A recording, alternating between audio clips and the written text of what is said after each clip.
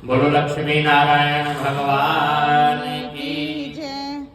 श्रीमन्नारायण नारायण नारायण भजमन नारायण नारायण नारायण लक्ष्मी नारायण नारायण नारायण लक्ष्मी नारायण नारायण यण नारायण भजमन नारायण नारायण नारायण भजमन नारायण।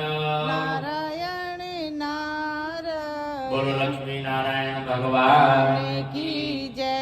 राजा मानधाता ने वशिष्ठ जी से पूछा, मानधाता कौन है? ये भगवान राम के ही वंशज है, ये सूर्यवंशी राजा है और ये ऐसे विचित्र राजा हैं कि माँ के पेट से नहीं पैदा हुए। कहाँ से पैदा हुए? बाप के पेट से पैदा हुए। का बाप ऐसा एक मंदिर जल पी लिया था तो पेट चीर करके इनको निकाला गया था राजा मानधाता को। तो मानधाता कहने लगे कि हे गुरुदेव, हे वशिष्ठ जी महाराज, यदि आप मुझ पर प्रसन्न हैं तो हमको कोई ऐसी व्रत कथा सुनाइए जिससे जीवों का कल्याण हो, जीवों को शुभ गति प्राप्त हो। महर्षि वशिष्ठ जी कहने लगे कि हे राजन, मैं आपको एक ऐसी कथा सुनाता हूँ जो समस्त व्रतों में श्रेष्ठ है और वह व्रत करने से प्राणी को धर्म अर्थ काम और मोक्ष प्राप्त होता है। परम पुनीत परम पावन श्रेष्ठ व्रत है और वह व्रत है आमल की एकादशी व्रत। ये आमल की एकादशी व्रत का मैं आपको वर्णन करता हूँ। ये कब होता है? कहते हैं कि फाल्गुन शुक्ल पक्ष में ये जो एकादशी होती है, इसी एकादशी का नाम है आमल की एकादशी है। इसका व्रत करने से प्राणियों के समस्त पाप नष्ट हो जाते हैं और इस व्रत का पुण्य 1000 गोदान के फल के बराबर होता है। आज की एकादशी का व्रत कर लीजिए, आपने 1000 गोदान कर दिया, ऐसा फल आपको प्राप्त होगा। मैं आपसे एक पौराणिक कथा कहता हूं, उसे ध्यान पूर्वक सुने राजन। कहते हैं कि वैदिक नामक नगर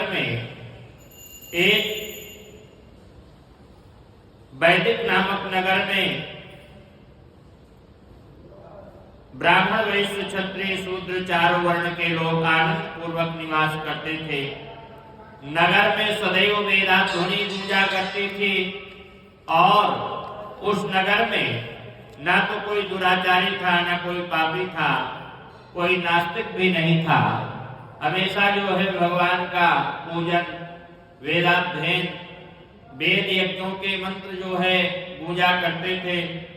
उसी नगर में एक चैत्र रथ नामक चंद्रवंशी राजा राज्य करता था। उस नगर में एक चैत्र रथ नाम का राजा था जो चंद्रवंश में उत्पन्न हुआ था। वह महान विद्वान तथा धार्मिक था। उस राज्य में कोई भी दरिद्री तथा कंजूस नहीं था। कंजूस होना, कृपण होना महापाप है, इसलिए जो है जीवन में किसी भी चीज में कंजूसी नहीं करना चाहिए। उस राज्य के सब निवासी विष्णु भक्त थे। वहां के निवासी वृद्ध से बालक तक सभी लोग एकादशी का व्रत करते थे, चाहे वो बालक हो, चाहे वो जवान हो, चाहे वो वृद्ध हो, सभी एकादशी का व्रत करते थे। इसीलिए उस नगर में सब जगह जो है खुशहाली का और आनंद का माहौल रहता था।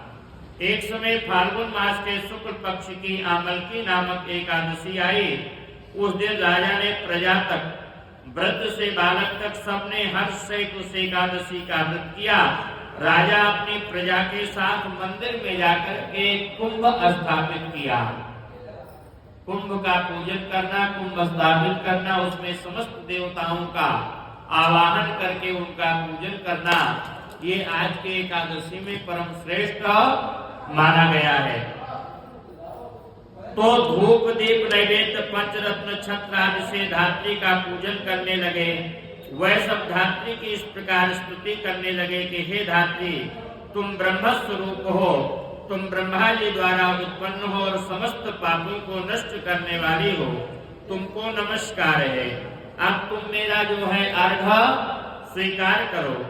तुम श्री रामचंद्र जी के द्वारा सम्मानित हो, मैं आपकी प्रार्थना करता हूँ मेरे समस्त पापों का आप हरण करें। उस देवालय में रात्रि को सबने जागरण किया और उस जगह पर एक बहेलिया, जो शिकार करने वाला होता है उसको बहेलिया कहते हैं, वो बहेलिया भी वहीं आकर जो है ठहर गया। वह महापापी तथा दुराचारी था। अपने कुटुंब का पालन वह जीव हिंसा करके करता था। वह भूख प्यास से अत्यंत व्याकुल था। कुछ भोजन इच्छा से मंदिर के कोने में बैठ गया कि इस मंदिर में बैठ जाऊं, बड़े बड़े धर्मात्मा बड़े बड़े राजा लोग आए हैं तो हमको भोजन की प्राप्ति हो जाएगी, कुछ भोजन मिल जाएगा तो हमको जो है तृप्ति हो जाएगी। उस जगह विष्णु भगवान की कथा तथा एकादशी महात्मा की कथा वो सुनने लगा। इस प्रकार उस बहेलिया ने समस्त रात्रि को अन्य लोगों के साथ जो है जागरण कर समय व्यतीत किया। और जैसे ही प्रातः काल हुआ तो सभी लोग अपने अपने घर को जाने लगे। इस प्रकार वह बहेलिया भी अपने घर को चला गया और भोजन किया। कुछ समय बीतने के पश्चात उस बहेलिया की मृत्यु हो गई और आमलकी एकादशी के व्रत तथा जागरण के प्रभाव से उसने एक राजा के यहाँ जन्म लिया। उस बहेलिया को जो है एकादशी के प्रभाव से राजा के यहाँ जन्म प्राप्त हुआ। उसका नाम बसुरथ रखा गया। बड़ा होने पर वह चतुरंगनी सेना सहित तथा धन धान्य से युक्त होकर 10,000 ग्रामों का पालन करने लगा और चक्रवर्ती सम्राट हुआ और 10,000 ग्रामों का वह पालन करने लगा। वह तेज में सूर्य के समान, कांति में चंद्रमा के समान, वीरता में विष्णु भगवान के समान, क्षमा में पृथ्वी के समान, वह अत्यंत धार्मिक सत्यवादी कर्मवीर विष्णु भक्त था। वह प्रजा का समान भाव से पालन करता था।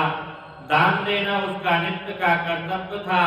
एक दिन वह राजा शिकार खेलने के लिए गया। दैव योग से वन में वह रास्ता भूल गया और दिशा ज्ञान न होने के कारण उस वन में एक वृक्ष के नीचे वह सो गया।